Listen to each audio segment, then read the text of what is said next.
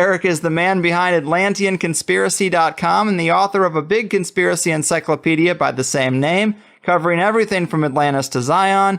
He's also more recently finished a book and documentary pair, both entitled The Flat Earth Conspiracy. A guy that has definitely challenged my worldview, and that's not an easy thing these days, so let's dive into it. Eric, my man, welcome to THC. Thanks for having me here. Appreciate it. So happy to have you here, man. And I think a lot of people are going to be challenged with this one. And it is going to be tough to articulate some of these arguments without pictures and diagrams. But what I've seen has raised some serious red flags with a lot of things that we take as a given. Everything from the existence of nuclear weapons in the International Space Station to the makeup of the Earth and the entire universe itself. So let's not beat around the bush, man. You know, to challenge the heliocentric model of the solar system is pretty blasphemous in today's world. So how do we start to unravel some of this stuff? What are some of the biggest red flags with our traditional understanding that should start putting those first cracks in the listener's preconceived notions? Sure. Well, just our common sense everyday perception of the Earth, it is flat as far as we can tell. It is motionless as far as we can tell. And everything in the sky is revolving around us as far as we can tell. If nobody told us otherwise, we'd logically assume that the Earth was flat, motionless, with everything in the sky revolving around us. And you can prove that this is the case as well, for instance, with the horizon. As you rise up, no matter how high you go on the top of Mount Everest, or if you go in a balloon higher and higher, as far as 20 miles up and higher, we've gotten independent balloons have gone up with cameras. The horizon remains flat all the way around and rises to the eye of the camera all the way up. Now, if the Earth were a ball, no matter how big, the horizon is said to be the curvature of the ball. So as you rose up, the horizon would stay where it was, and you'd have to look down if you're in a hot air balloon, down further and further as you rose up, and the horizon would be below you. But in fact, as high as any non-NASA, RASA, or other Freemasonic space agency has ever shown us, as far as any independent camera has ever gone up with an independent rocket or balloon, as far as 20 miles up, totally flat and rises to the eye of the observer. So that's one proof. Of course, you can measure curvature if it actually existed. They say the ball Earth is 25,000 miles in circumference, and using spherical trigonometry, it figures out to 8 inches of curvature per mile squared. The mile is squared, so for 2 miles, it would be 2 times 2, 4 times 8 inches, 32 inches. And for the third mile, it's 3 squared, which is 3 times 3, 9 times 8 is 72. So you're going 8, 32, 72, 128 inches, and so on. And this is the kind of curvature that would exist on a ball, and specifically on a ball 25,000 miles in circumference, as they say it is. So you can check with theodolites and telescopes and different methods, lasers, to see if the Earth actually does have that curvature. And it's been tested over and over again and found to have no curvature whatsoever. So I mean, even if they had the number wrong and it was 100,000 miles in circumference, there would still be a calculable, measurable curvature that just isn't there. What you're seeing here is a mirage. The only place curvature exists is in NASA photos and videos, and those can be proven to be CGI fakes, and the early ones were literally taken through a round window to make the Earth appear round. An old reel received by mistake. It contains the raw or unedited footage of the crew of Apollo 11, Michael Collins, Edwin Aldrin Jr., and Neil Armstrong, staging part of their mission for nearly an hour in living color, with exceptionally clear behind-the-scenes audio of conversations discussing the techniques used to achieve a disingenuous picture depicting the Earth at a distance, in order to falsely demonstrate their far journey from it and their ability to survive passing through the Van Allen radiation belts. It cannot be misconstrued that this staging was done for some other reason prior to the mission, for the reel itself is slated and dated July 18th, 19th, and 20th, 1969, the very days of the mission when they were said to be approaching and achieving lunar orbit. And that's it. It's just photo trickery and brainwashing that's got the world thinking that we're on a ball spinning around the sun with a magical force called gravity holding us on the underside of this spinning ball. It's all just brainwashing that we've received. It's pseudoscience accepted as legit science. But real science has confirmed geocentricity in the flat Earth for thousands of years. The flat Earth was known to ancient cultures all over the world for thousands of years, and it's actually a relatively recent phenomenon that people have been believing we're on a big ball spinning around the sun. Pythagoras first came up with it about 2,500 years ago. He's also often considered the first Freemason, and it didn't go anywhere much from there until 2,000 years later. Copernicus picked up where he left off, another Jesuit Freemason, and he really picked things up, and Kepler and Galileo and Newton, and now Einstein and NASA, Sagan and Neil deGrasse Tyson, all these people, they're all part of this Freemasonic club that is building a pseudo-scientific worldview to indoctrinate the slave class so that we can be propagandized into doing anything. This is basically the biggest thing you could possibly lie about. So the psychopaths who control society are interested in world domination. The best way to brainwash the whole world is to lie to the whole world about what the world is. What is the earth under your feet? What is in the sky above your head? Where did we come from? You know, it's now, this lie has now evolved into a Big Bang evolution, heliocentric spinning ball cosmology, when in reality, we're not a cosmic accidental sneeze, nothingness turned everything. This is quite obviously intelligently designed, this thing we're experiencing here, this life, this universe. I can't believe anyone in their right mind can look me in the eyes with a straight face and say, no, man, it's all random. This is all just random. But people do. Yeah, right. I think you make a lot of great points, man. And I think the curvature argument is pretty damn strong. And I pulled this off your website in the comments section because, to your credit, you spend a lot of time writing thorough answers to questions and responses to critics. And that's where a lot of my questions got answered.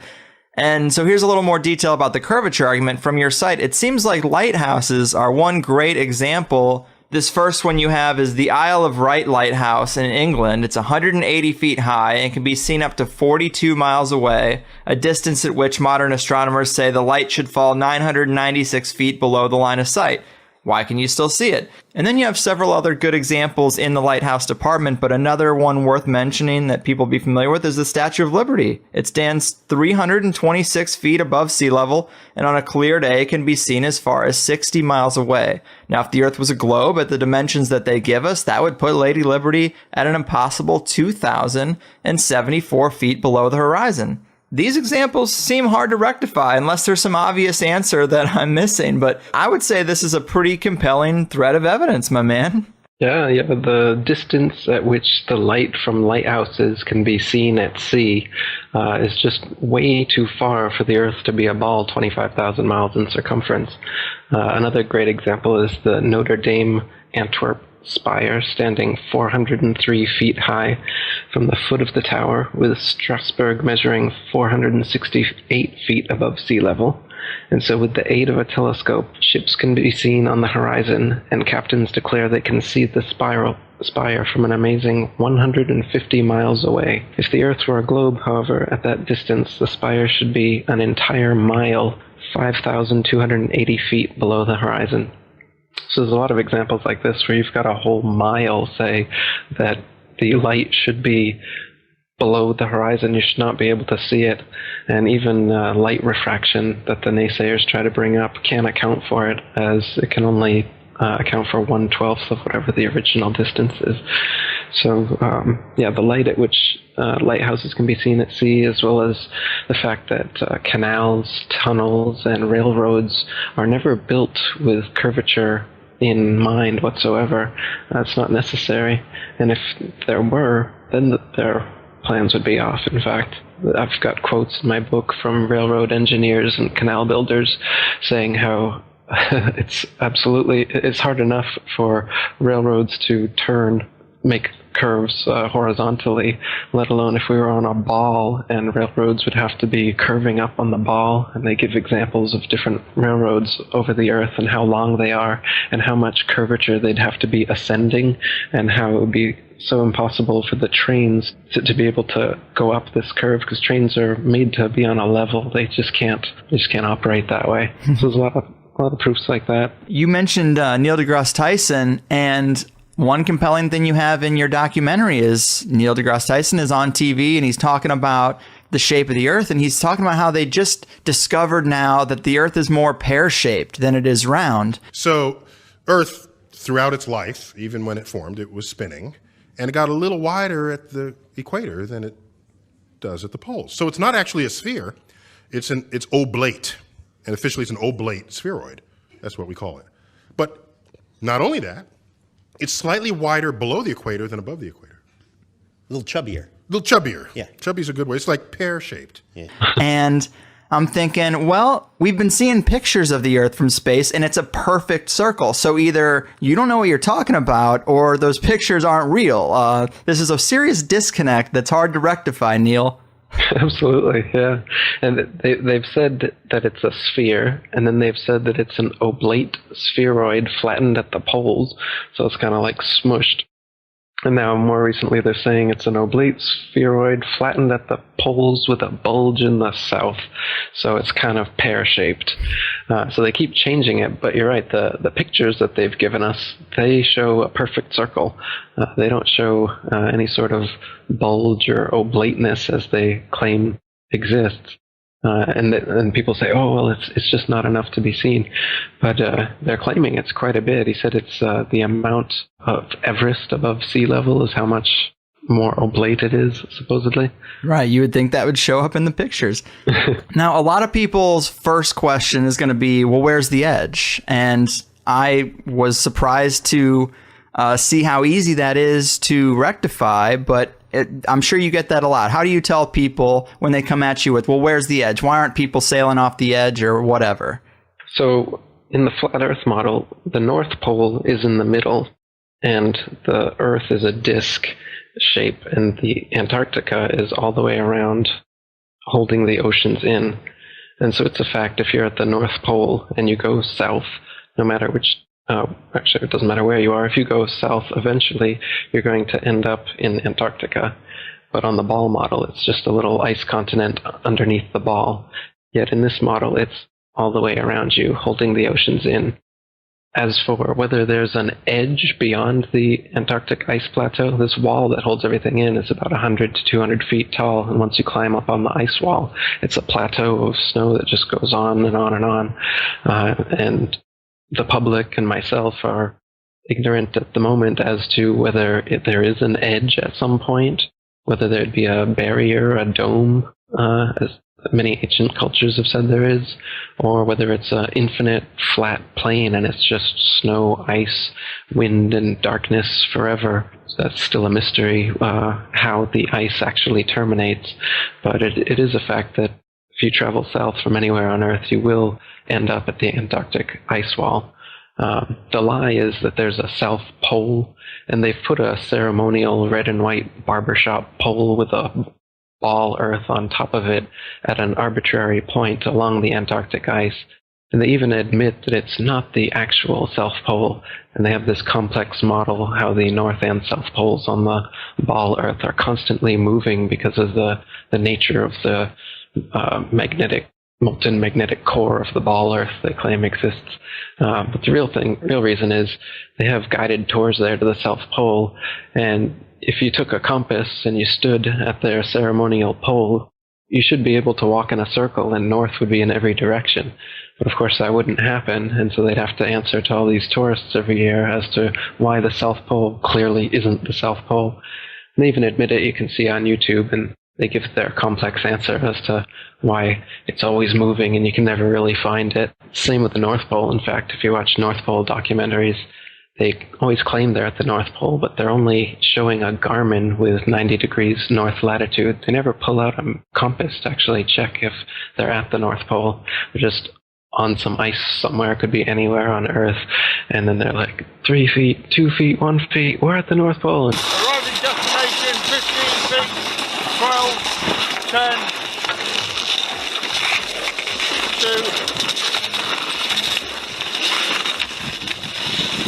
North Pole. Top of the world, guys. Top of the world. We'll get that in a minute, Jake. It's just some random ice, nothingness. So yeah, it's easy to lie about these things. And these no man's lands, the North Pole and the Antarctica, they don't allow us to independently explore them.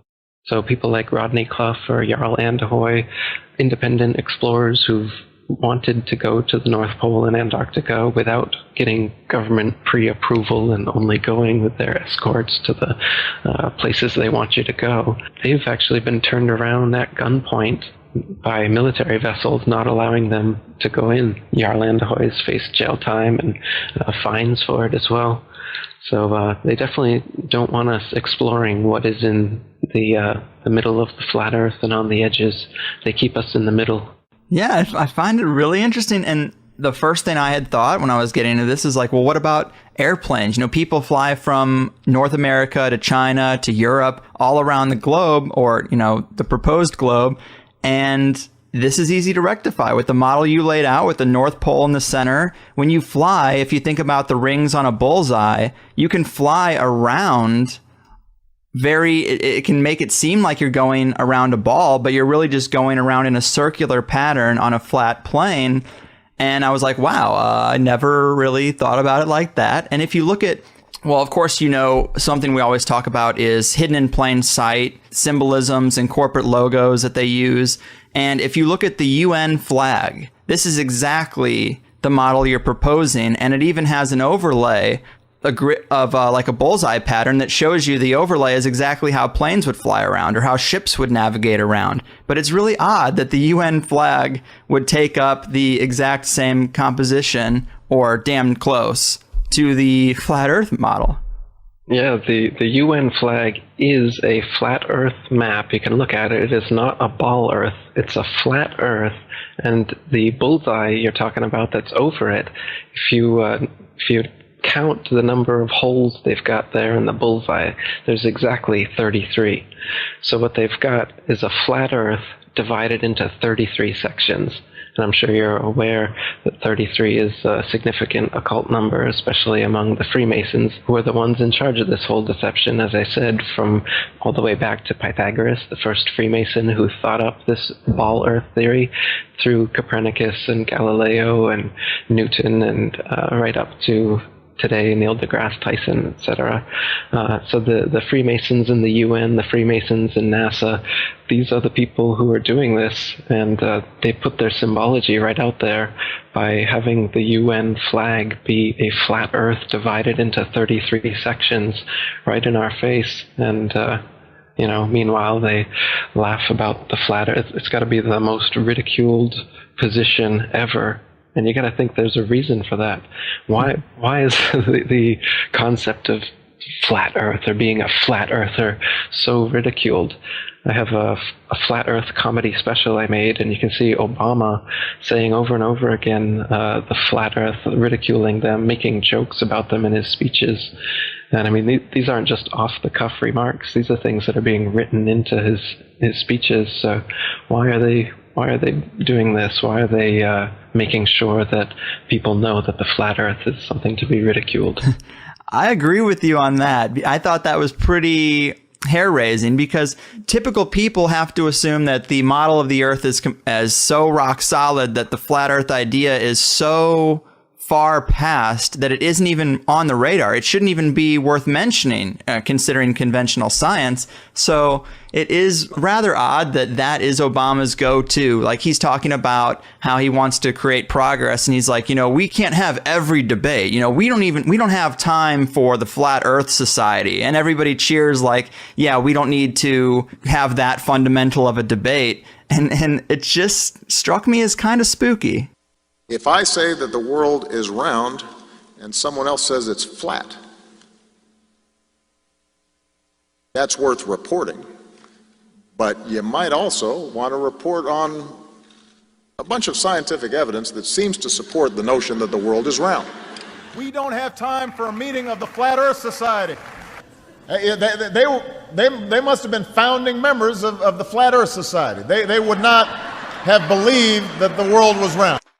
Yeah, definitely. So you've mentioned these Masons, Copernicus, Kepler, Galileo, Newton, all the way up to Armstrong, Aldrin, and Neil deGrasse Tyson. So, I mean, if they're holding this secret, this would be the biggest secret possible. So are you putting Freemasons at the very top layer of this power pyramid? No. The Freemasons seem to be the foot soldiers who do all the dirty work, but they're definitely part of a grander scheme involving the Vatican and Jesuits and world royalty and other secret societies. So there's definitely a big network. I don't know. I think people like to kind of debate semantics about the tippy top of the capstone of the pyramid, and I don't know that there even is such a thing, or if we would ever get to it from the outside. But I think it's definitely, world royalty, the Vatican, the Freemasons, and the whole secret society network of, Bohemian Grove and Skull and Bones and all these other organizations. They're all interlinked in some ways through the whole corporate, banking, military, industrial structure. The thing's pretty well interwoven. Every country is a tax farm. There's nowhere on earth you can go to get away from paying taxes and obeying government laws, right? So, they make it sound like America and Russia are sworn enemies, or North Korea or Iran or whatever. They're always giving us boogeymen, but the real boogeymen are all the governments and the people who work for governments. They're all mafia organizations in the sense that they couldn't exist and wouldn't exist if it wasn't for the violence and coercion they use to steal tax money from their populations. Whether it's a democracy, socialism, communism, fascism, every ism involves taxation, forced stealing money from the population to fund the bureaucracy that continues stealing money and writing laws and imprisoning the population, and then making more money off of imprisoning the population, as they do in America with the private prisons, and profiting off the inmates' labor and whatnot. So they've got a big profit margin going here for this scheme, and it's really well interconnected. And to debate about the tippy top all the time, as many conspiracists like to do, I think it's more important to just see that this is a huge network, and it encapsulates literally everything that the conspiracy encyclopedia, has. Yeah. Great points, man. I don't think anyone would disagree with that here. You talked about Antarctica, of course, being, and people going there and getting turned away at gunpoint. But what about, say, the early explorers? Do we get any indication that the composition is the way you've described from the early explorers who tried to get down there or tried to sail around Antarctica or anything like that? Yeah, the early sailors that went to the Antarctic, like James Clark and Captain Cook, they spent years trying to find an inlet into the Antarctic ice. On the Ball model, it's supposed to be only about 12,000 miles around the Antarctic ice continent, but on the flat Earth map, it would be much bigger than that.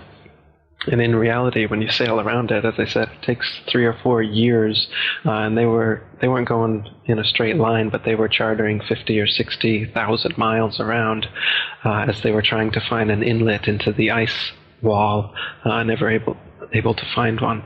Yeah, and you also have, and this is another quote that I pulled off your site, a guy named William Carpenter. He says, "Yes, but we can circumnavigate the South easily enough," is often said by those who don't know. The British ship Challenger recently completed the circuit of the southern region indirectly, to be sure, but she was 3 years about it and traversed nearly 69,000 miles, a stretch long enough to have taken her 6 times around the globular hypothesis. Which is interesting because you can then visualize someone trying to get around this island they have in their head, this big island of ice, this big continent of ice, this idea they have in their head, and they're trying to get around it by just going the same direction. And if you picture it in the flat Earth model, you can visualize how they would just be bumping into the edge all the way around until they got back to kind of their starting point, and then they'd go back up north and be like where they were. And to them, they think they went around a big continent, but they did exactly the opposite and went on the inside of a giant edge. And I thought that quote was pretty interesting.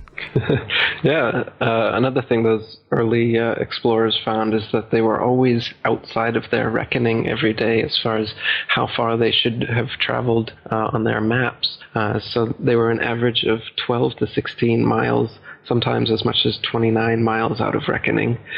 Lieutenant Charles Wilkes, commander of the United States Navy exploration expedition to the Antarctic in 1838, spent almost 4 years going around, and he was writing in his journal how every day he was sometimes up to 20 miles in less than 18 hours out of reckoning. And so they always have to chalk it up to water currents or some sort of thing like this, but they're consistently out of their reckoning because the flat Earth, of course, is much bigger in the southern so-called hemisphere than the ball Earth would be. So the maps that they're using are all assuming the ball Earth. They're flat maps, by the way. They use, it's called plane sailing, is the most common used navigation method, which is done assuming the water is a plane, as it actually is. The natural physics of water proves that all the surface of water on Earth is a plane, by the way, because, as you know, water will always find and maintain its own level. So if it's dammed up and then released, it will rapidly rush off in all directions until it remains level. Yet they say that we're on a big ball here, and the oceans are all convex, somehow held on to the Earth through the magical force of gravity, yet we can see with our eyes, and we know through physics, that water maintains and always is level. Yeah, that's a compelling point. And you did bring up earlier that the horizon always looks flat. And I think most people would say, well, that's a perspective issue. That would be the argument, the typical argument. But if you haven't seen it, people should look at it. That you're right about the idea that there's people who have attached cameras to balloons, just independent people who've attached a high-def camera to a balloon, sent it up as high as they possibly could just to get that footage, because it is interesting to do. And you are right, as far high as it goes on any of these videos that I've seen, I'm a little surprised that you never see a curvature. Even thousands of feet up, you don't see that curvature. It's a little odd. You'd expect to see it. Yeah, though sometimes you do see curvature, and it's because of using a wide-angle lens. Right. For instance, on the Red Bull dives that Felix Baumgartner did that everybody has seen, if you notice, the outside cameras are clearly wide-angle lens, and then there's an inside cockpit camera that isn't. And as you're watching it from the outside cameras, you'll notice that the supposed curvature of the ball Earth starts really early on, just as he's lifting off. And the exact same curvature stays exactly the same all the way up to the point where he's going to jump. So the curve is the same, but his altitude has risen by many, many miles. The reason the curve is the same, of course, is because it's a wide-angle lens effect. It's not actually the curve of the horizon.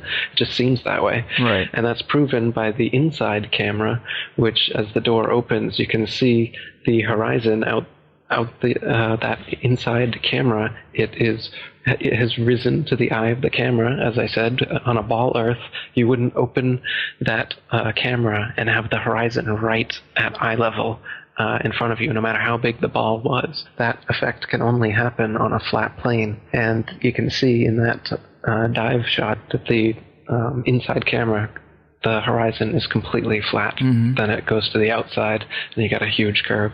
But when you're looking at some of the amateur balloon footage, some of it's lens corrected, and it's completely flat.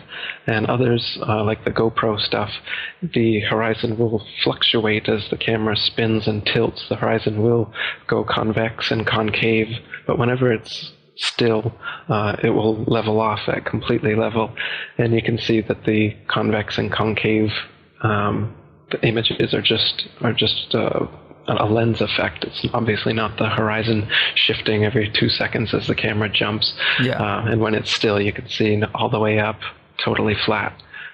Yeah, I have a GoPro, so I'm very familiar with that fisheye lens, which, yeah, that's not going to be reliable for what we're trying to look at.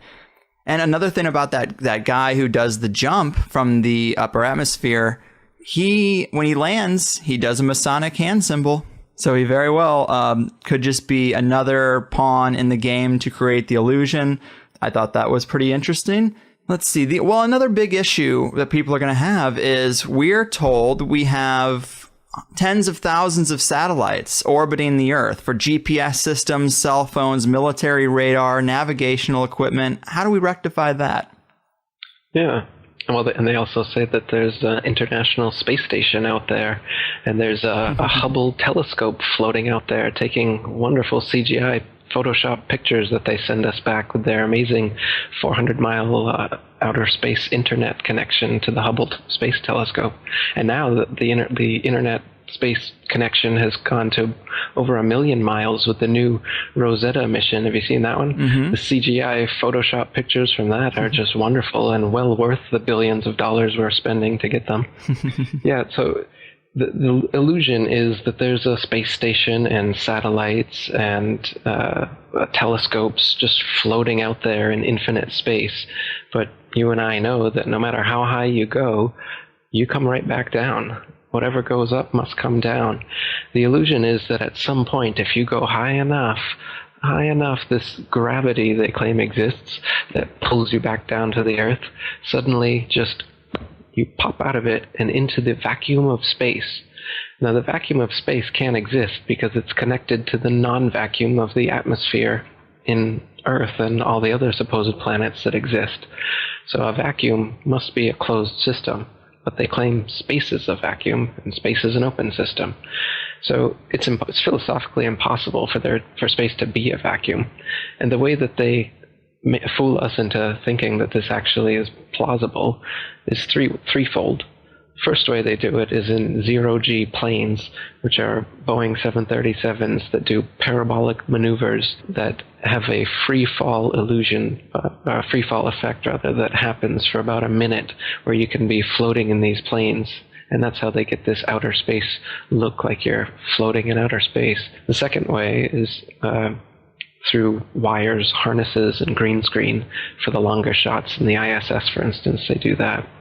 And the third way, for like the outside shots they do, are in pools that are actually underwater. And this is confirmed by the fact that there's bubbles rising in the pool in a lot of their shots.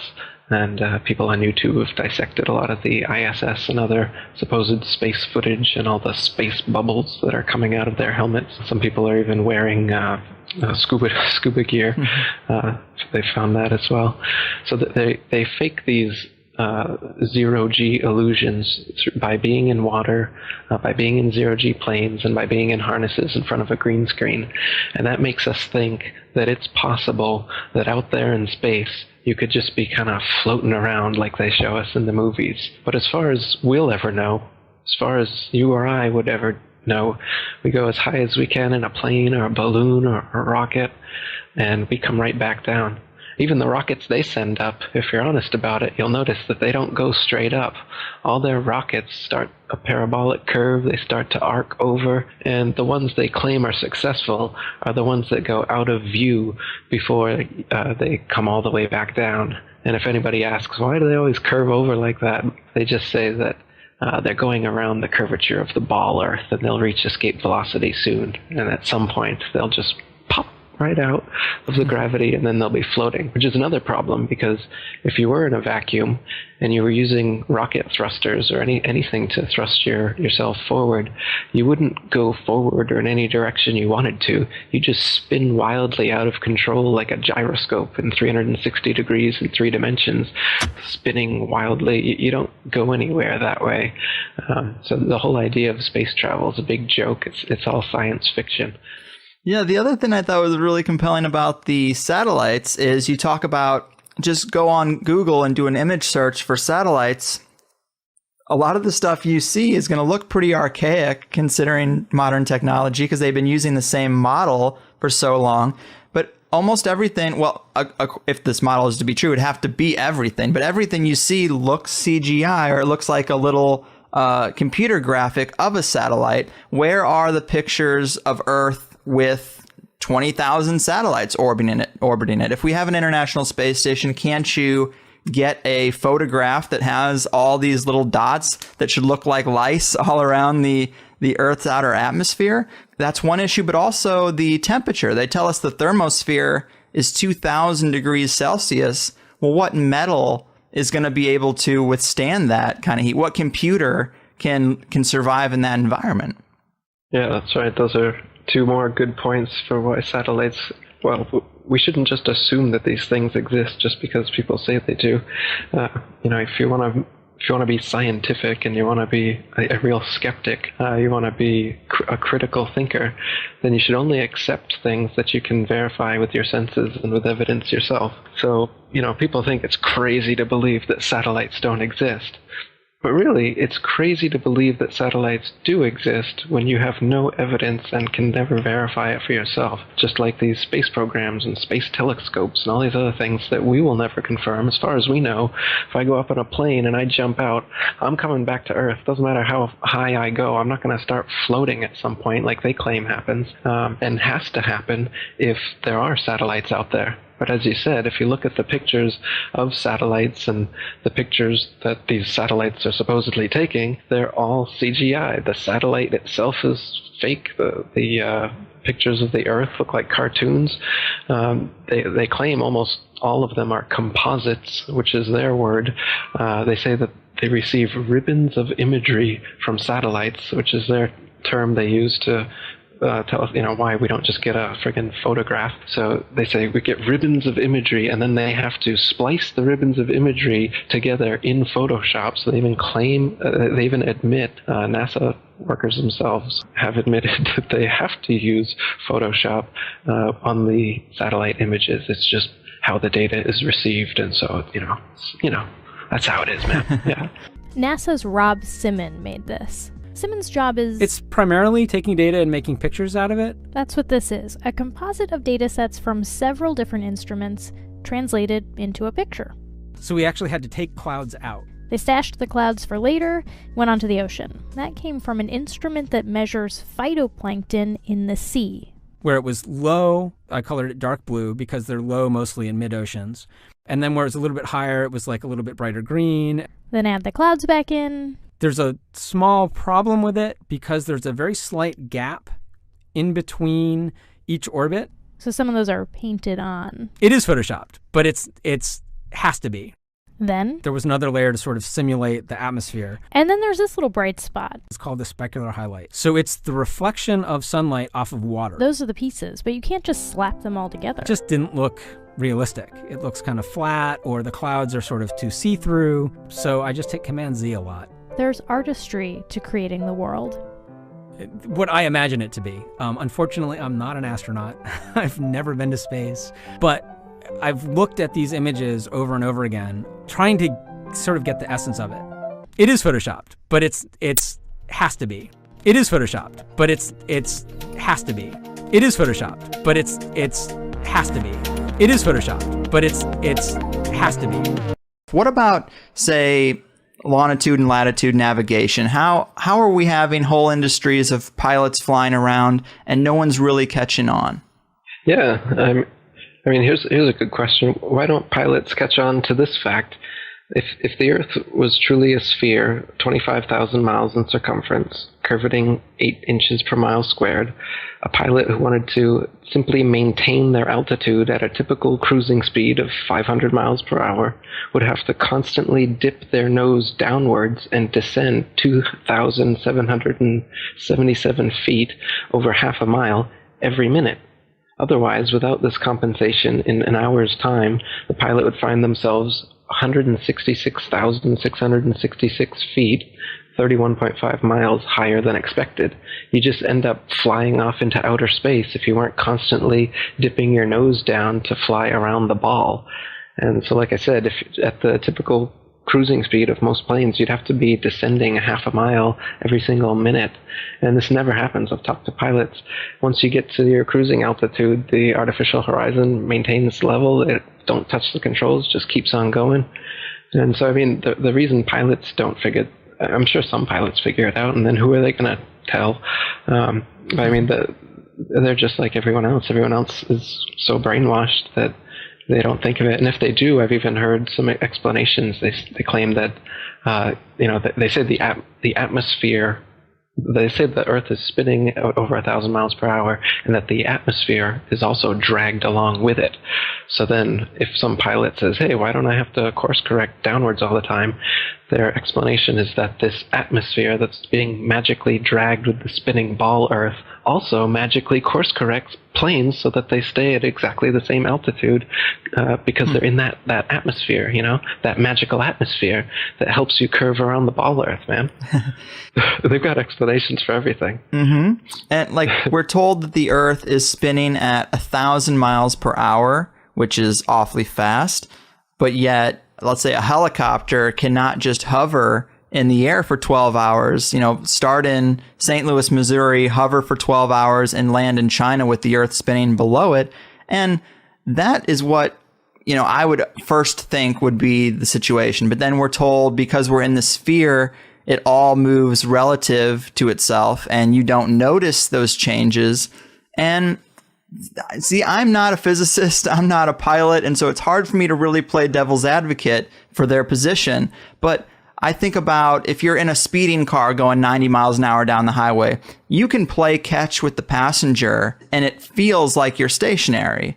Or like if an ant is crawling around on your dashboard, whether it's going with the grain of the car or against, it doesn't really notice that effect. So it's like, I guess I would think that the atmosphere would have the same effect as the encapsulation of that vehicle moving at a fast speed. To the people inside of it, they don't notice. And I guess that's the argument. But do you find flaws with that argument?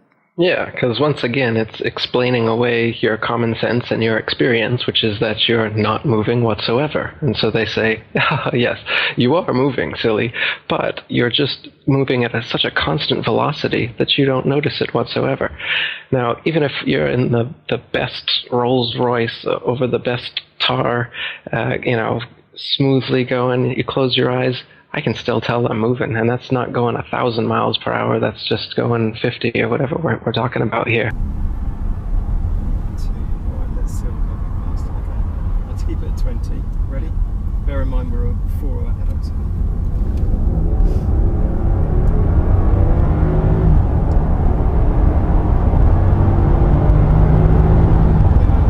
Even in an elevator, just an elevator going up, I can feel that. I have a really sensitive stomach, so I can tell, and I get sick if I'm doing some sort of motion that's anything on par with what the Earth is supposedly doing. And so isn't that weird that just because it's a perfect constant velocity that my stomach's able to handle that, but just a little bit of a elevator malfunction and then I'm ready to, So these things don't make any sense. They just want to explain away your common sense with these kind of arguments. And like you said, if you were in a helicopter, you should be able to just go up, wait for the ball Earth to spin underneath you and land at your destination.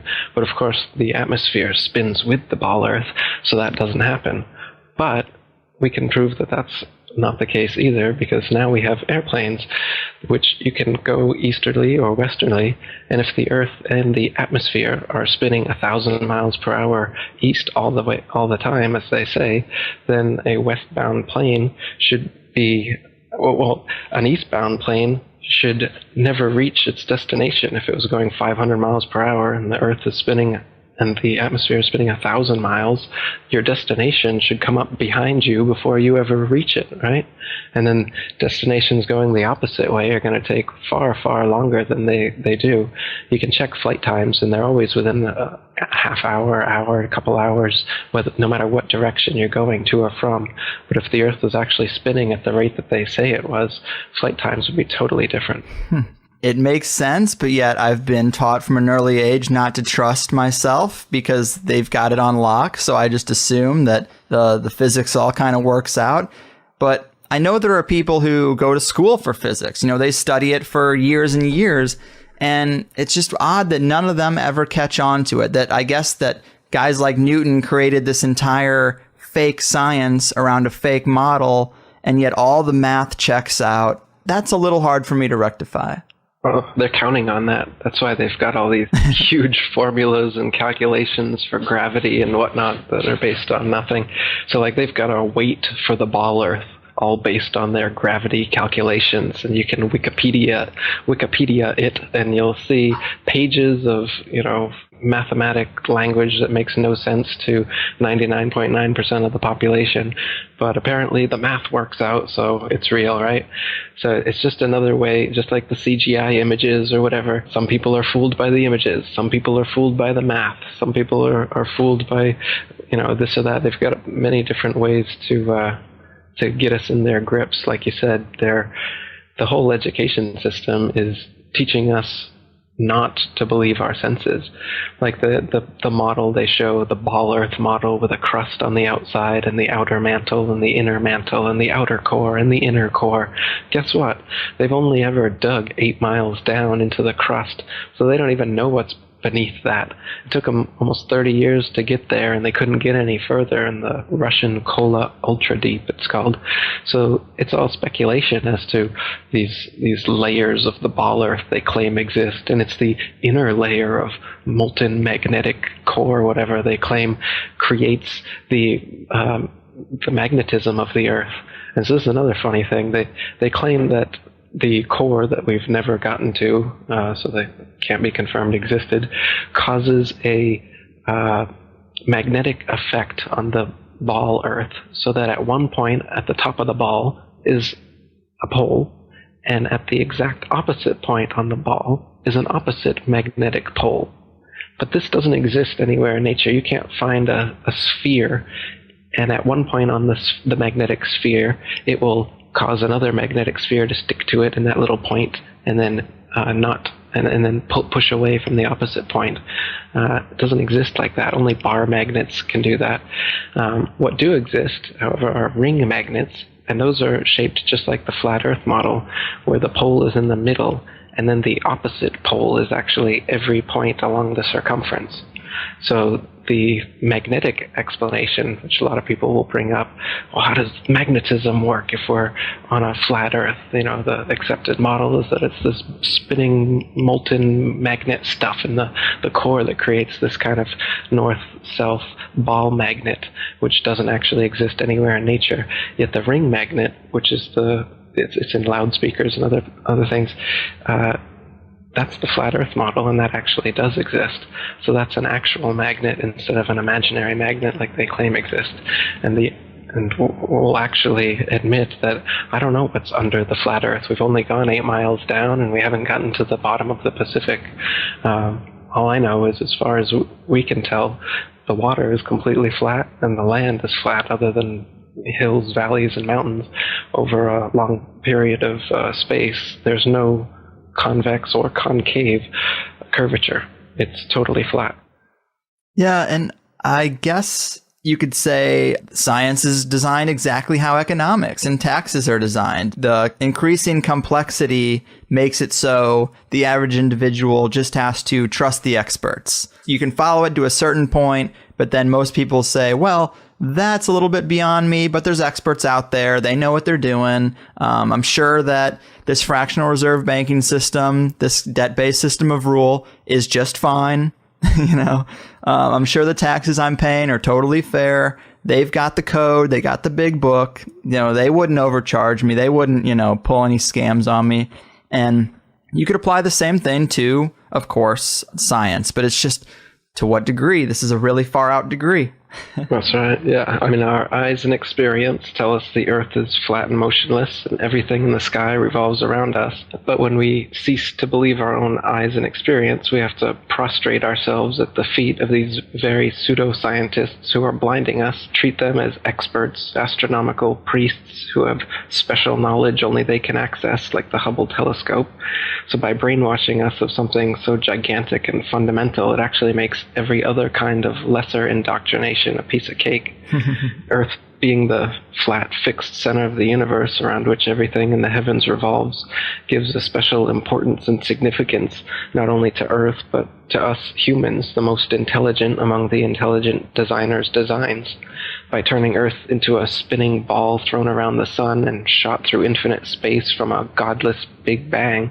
They turn humanity into a random, meaningless, purposeless accident of a blind, dumb universe. So it's like trauma-based mind control, beating the divinity out of us with their mental manipulations. People are always asking, why do they do this?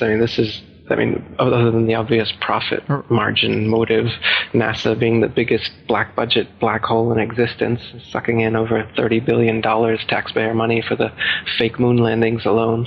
Nowadays, hundreds of billions of dollars, and not just NASA, but RASA and all the other fake space organizations around the world, giving CGI images for hundreds of billions of dollars.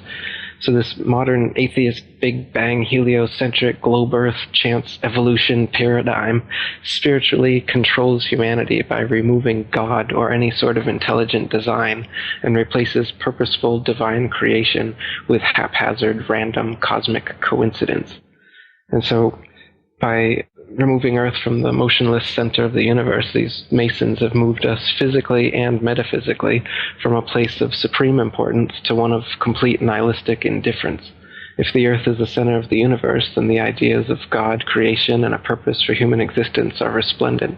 But if the Earth is just one of billions of planets revolving around billions of stars and billions of galaxies, then the ideas of God, creation, and a specific purpose for Earth and human existence become highly implausible. So by surreptitiously indoctrinating us into their scientific materialist sun worship, not only do we lose faith in anything beyond the material, we gain absolute faith in materiality, superficiality, status, selfishness, hedonism, and consumerism. If there's no God and everyone's just an accident, then all that really matters is me, me, me. So they've turned Madonna, the mother of God, into the material girl living in a material world. Their rich, powerful corporations with their slick sun cult logos sell us idols to worship, slowly taking over the world while we tacitly believe their science, vote for their politicians, buy their products, listen to their music, watch their movies, all sacrificing our souls at the altar of materialism. Touche, my man. It's a big deception. I'd say it's the biggest cover-up and conspiracy in history. We've been completely deluded for 500 years. Not everybody, but nowadays it's pretty well advanced. Yeah. Most of the flat Earth material you'll find still in existence is from the 1800s, and there was quite a debate going on then. So there's still quite a few people unconvinced of the spinning ball theory back then. But nowadays, with NASA and all the photo and videos that they give us, people don't really look at too much further for evidence, as they assume that that's all real. Right. Obviously, it is a huge can of worms, and there's so many things, so many arguments. People say, well, what about, the planets? Are the planets are all fake? Yeah, there's a lot of things that our science has told us that are built off of the heliocentric model that they've given us. And I think that if there's any unanswered questions by the time we're done here, if people go online and take their question and they look it up on either the comment section of your website, or I was very surprised to see how many people really are questioning the heliocentric model online. I thought it would be far less, but if you take the question you may have and you ask it to the so-called experts on the idea, they will have an answer for you. And I guess I would say challenge yourself to try to stump one. Challenge yourself to try to come up with something that they can't explain, and then say it's bullshit. But until then, maybe you should keep an open mind. And before we do go too far into it, give us a clear mental picture, if you can, of what you consider the true model of the Earth and the cosmos and this whole thing to be. Because obviously we're calling in the question that there are not billions of stars, there are not a bunch of planets in the solar system orbiting the sun. That's a huge ball of wax. So what is this reality? How is it structured? So if you look up at the sky with your eyes or with a telescope, you can't tell the difference between a star and a planet. The planets were always known as wandering stars, and the regular stars as fixed stars for thousands of years. Nowadays, they claim that planets are Earth-like spherical terra firma that you can walk on up there in outer space. But as far as you can tell through any telescope that we have, it's just a round dot of light up there in the sky. All the planets and all the stars, none of them can be confirmed to be some sort of terra firma that you could land on, though in their pictures from their fake telescopes, they clearly look like big ball planets that you could definitely land on, as they show you with Mars and whatnot. But that can't be confirmed, again, with your own eyes or with a telescope that you could buy. With anything that we can see, the sun, moon, stars, and planets are all just lights in the sky revolving around us. They claim that we revolve around the sun and the moon revolves around us, and the stars are actually distant suns trillions upon trillions of miles away. Now, this wasn't always that way. They've actually been reverse engineering these explanations as they go along, because geocentric flat earthers throughout the centuries have come up with good objections, such as Tycho Brahe's objection that if the Earth is a ball spinning around the sun, in 6 months' time we should be 200 million miles on the other side of the sun. So the parallax perspective, when you look through a telescope in your backyard, you can prove this, you should see some difference in the stars after 200 million miles of supposed orbit. But you can't see any whatsoever. So what heliocentrists have been saying since then is that the stars are actually, the nearest star is 25 trillion miles away, 4.2 light years. They came up with a sci-fi term to make it seem plausible. It's light years away. It's so far away that even after 200 million miles, you can't see an inch of difference in your backyard through a telescope after 6 months of supposed orbital motion. The reason that they say the ball Earth is tilted on its vertical axis 23.5 degrees is because you can see Polaris, the North Pole star, all the way to 23.5 degrees south latitude. And if the Earth was a ball, you couldn't see that because you'd be staring through the ball to look up at that star. You can see it on because the Earth is flat, of course, but you can't see all the stars at any one place from the Earth because of the law of perspective. That's why the sun seems to rise and fall in the sky every day as well, but it's actually not rising or falling anywhere. The sun and the moon maintain their altitude, and they revolve circles around the flat Earth. So we're stationary. The sun and the moon are actually the same size, just as they appear. There's another lie. They claim that the sun is 400 times bigger and 400 times further away than the moon, and that's why they just appear the same size from our perspective, but they're not. But I mean, again, with your own eyes, you can see when they eclipse, they are the same size. And the fact that they do eclipse is not quite a coincidence to happen on a Big Bang accident universe, that everything is just spinning around in space randomly. How come there's these two brilliant lights in the sky that pass each other and they're perfectly opposite? Do you know the sun's light is very different than the moon's light too? They claim the moon's light comes from the sun. It's reflected off of the sun. But if you collect the moon's light, it's actually cold. Whereas if you collect sunlight, of course, it's hot and you can burn things. The sunlight will preserve certain things, dry out meats and things to eat. But if you leave meats out in the moonlight, they spoil. If you're in the shade in the sunlight, the shade is obviously the temperature is going to be less. But if you're in the shade in the moonlight, the temperature is more. The moonlight is cold. I've never noticed that. I'm going to try that out. Yeah. The combustion in a bonfire is increased by moonlight and it's decreased by sunlight. There's another one. So there's a lot of things that proves that the sun and the moon are actually their own lights. They're not. The moon is not a big ball up there in space that you can land masons on, as they claim. It's just a light, a flat, round disk. And you can even see through the moon during waxing and waning cycles. The Royal Astronomical Society, even the people who are part of this manipulation, they've recorded several times that you can see stars and planets through the moon. And the astronomers that are seeing it, they're always flabbergasted about how this is possible.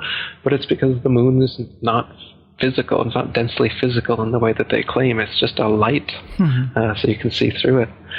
Just like the planets as well are just lights. That's why Pluto's not a planet anymore, because the light from it just rapidly diminished one day, and they couldn't continue fooling all the amateur astronomers that Pluto's a planet because the starlight from it just diminished by 50%. I think that moon thing is pretty compelling. I am going to tonight see if that's true. I've never noticed that effect. I've never looked for that effect. But to think that if I get into the shade of the moon and that the moon is giving off its own light, I mean, that is pretty radically different. And I like those kind of challenges.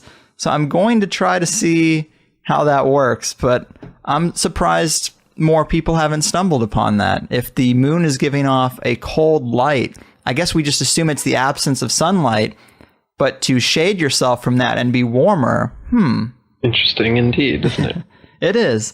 I don't know, man. This is about as far out as it gets, and it's super awesome. So, thanks for being here. We covered so much ground. I think we made a pretty good, complete case for at least the proponents of the flat earth. I think they would be proud of the interview we did today. But, if there are still skeptics out there that are resistant to this idea, is there anything else before we wrap this up that we should mention as icing on the flat earth cake or anything?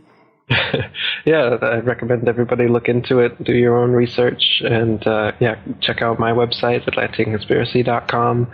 My book and documentary is free on YouTube, The Flat Earth Conspiracy, and I've just restarted the International Flat Earth Research Society. You can come see some of the message board stuff we're doing over there at ifers.boards.net.